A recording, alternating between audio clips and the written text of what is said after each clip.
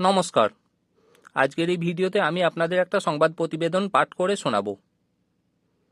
আসুন তাহলে শুরু করা যাক। ট্রাম্পের সম্মতি, কিউবায় পৌঁছল রুশ তেলের জাহাজ। নিজস্ব প্রতিবেদন।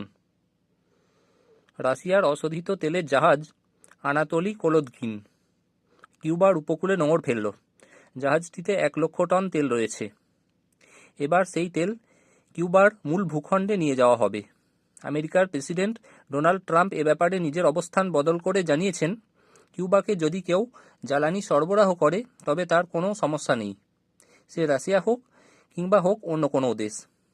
গত জানুয়ারিতে ভেনেজুয়েলার প্রেসিডেন্ট নিকোলাস মাদুরোকে আমেরিকা সেনাবাহিনী অপহরণ করার পর থেকেই কিউবার তেল আমদানি বন্ধ। ভেনেজুয়েলাই ছিল তাদের জ্বালানির বৃহত্তম উৎস। ট্রাম্প সেই সময় হুঁশিয়ারি দিয়েছিলেন, কোনো দেশ কিউবাকে তেল সরবরাহ করার চেষ্টা করলে তাদের উপরে অবরোধ চাপবে, বাড়ানো হবে আমদানি শুল্ক। কিন্তু এবার ট্রাম্প সেই অবস্থান থেকে সরে এলেন। কূটনৈতিক মহলের বক্তব্য, আনাতোলি কোলোদকিন জাহাজটি অনেকদিন ধরে আমেরিকার নিষেধাজ্ঞার আওতায় রয়েছে। তাছাড়া এখন আমেরিকার সঙ্গে রাশিয়ার বাণিজ্য কার্যত নেই বললেই চলে। ফলে আমেরিকা আমদানি শুল্ক বাড়াচ্ছে কি না তাতে মস্কোর বিশেষ হেলদোল থাকার কথা নয়। তাছাড়া ট্রাম্পও সম্ভবত রাশিয়ার সঙ্গে জটিলতা বাড়ানোর ঝুঁকি নিতে চাননি।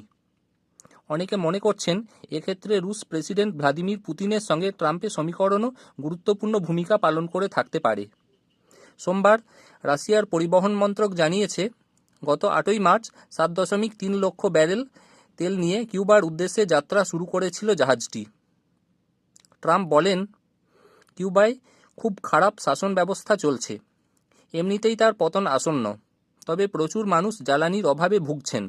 ফলে রাশিয়া হোক কিংবা অন্য কোনো দেশ আপাতত তাদের জ্বালানি সরবরাহ করলে আমাদের আপত্তি নেই। নিকোলাস মাদুরোর অপহরণের পর থেকেই কিউবা জ্বালানি পাচ্ছে না। মেক্সিকো জ্বালানি সরবরাহ করতে চেয়েছিল, কিন্তু ট্রাম্পের বাধায় তা হয়নি। ফলে কিউবায় বিদ্যুৎ সরবরাহ বিঘ্নিত হয়। হাসপাতালে বন্ধ থাকে অস্ত্রোপচার। এবার কিছুটা সুরাহা হবে। তবে প্রশ্ন থেকে গেল, এই তেলে কতদিন চালানো যাবে?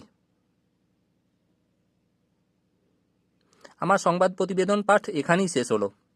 এটা আনন্দবাজার পত্রিকার প্রতিবেদন। কেমন লাগলো অবশ্যই কমেন্ট করে জানাবেন। ভালো লাগলে আমার চ্যানেল সাবস্ক্রাইব করে নেবেন। ধন্যবাদ।